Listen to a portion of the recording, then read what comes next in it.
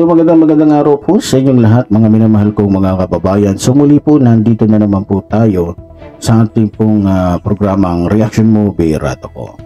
Okay, so sa araw pong ito mga kababayan ay pag-uusapan po natin yung ginawa pong pagdalaw ni First Lady Liza Araneta Marcos sa pinapagawa po niyang Philippine Film Heritage, kung tama po ako, building sa Intramuros, na kung saan po mga kababayan ay nagkakahalaga po ng kung di po ako nagkakamali ay 200 milyong piso. Oh, ang laki. So base po sa aking nakita o napanhood o natuklasan, sa kasamaang palad po mga kababayan ay marami pong nakitang hindi ka nais-nais sa kanyang paningin. Ito pong si First Lady Liza Araneta Marcos. Isa na po dyan yung substandard na mga gamit sa paggawa po ng sa paggawa po ng nasabing gusali, at maging yung ginamit po na mga pintura, magmula po sa pinto, maging sa hagdan, sa kisame. So lahat po yun hindi maganda.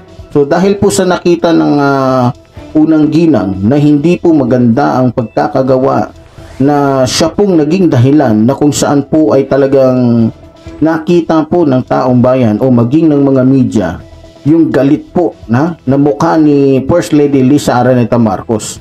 Alam nyo, para po sa akin hindi po natin masisisi ang ating First Lady kung bakit po naging ganun ang kanyang reaksyon, dahil pinagawa po niya yung gusaling yan dahil ang goal po niyan o ang goal po ng proyektong yan is para i-honor po yung mga filmmakers natin, at maging center for preserving and promoting Filipino films, no? Kaso according to reports, yung construction hindi naging maayos, kaya nagalit si First Lady Liza Araneta Marcos nung binisita niya yung gusaling iyan, no?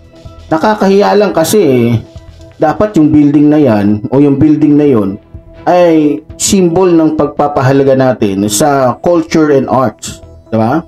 Pero napabayaan at hindi ginawa ng tama ng mga contractors. So para sa akin, dapat lang po talagang imbestigahan kung saan napunta yung pera at kung sino yung responsable o responsable sa substandard na construction dyan po sa pinapagawang building na yan. Alam nyo, kahit ako sa totoo lang, nadismaya po ako sa nakita ko kasi nakita ko talaga, pinakita dun sa video no? Dahil yung isang importanteng project para sa film industry hindi nabigyan ng sapat na attention at quality, di ba? Kaya para sa akin mga kababayan, tama lang na magalit po si First Lady Liza Araneta Marcos kasi pera po ng taong bayan yung ginamit sa proyektong yan. So para sa akin, this accident shows the problem of corruption and lack of accountability sa government projects. Dapat magkaroon ng mas mahigpit na monitoring and evaluation para maiwasan po yung ganitong mga pangyayari. Kasi sa tingin ko, possible na may mga opisyal ng ating gobyerno na nagbulsa sa pondo ng budget para dyan, kaya hindi natapos ng maayos yung project na yan. Or baka may mga kababayan o baka kumbaga o baka may kapabayaan sa part ng mga contractors and government agencies na kumbaga namamahala sa nasabing project, di ba? So sa isyung ito ay para sa akin po mga kababayan, ito ay sa sarili ko lamang pong saloobin.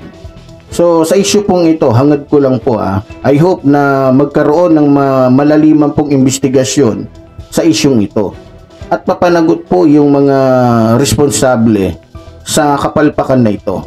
Nang sa ganun, magsilbing aral po ito, sa lahat ng government officials na dapat nilang pangalagaan yung pera po ng taong bayan at tiyakin na napupunta sa projects na kung saan ay makakatulong po sa bansa natin, no?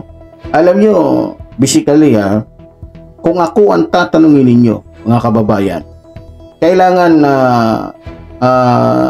para sa akin, kailangan talaga ng transparency at accountability sa lahat ng government na projects para maiwasan yung tinatawag nating corruption, di ba? At mapangalagaan po yung interes po ng publiko. Kasi kung laging ganyan ang nangyayari tapos walang nananagot, kawawa ang ating mga kababayan at malabo pong umunlad ang ating bansa kailanman, di ba? So yan lamang po ang aking saloobin sa usapin po ito. So muli po, tulad po ng sinasabi ng lingkod, mabuhay po ang ating inang bayan, mabuhay po nagmamahal sa ating inang bayan. Maraming salamat po.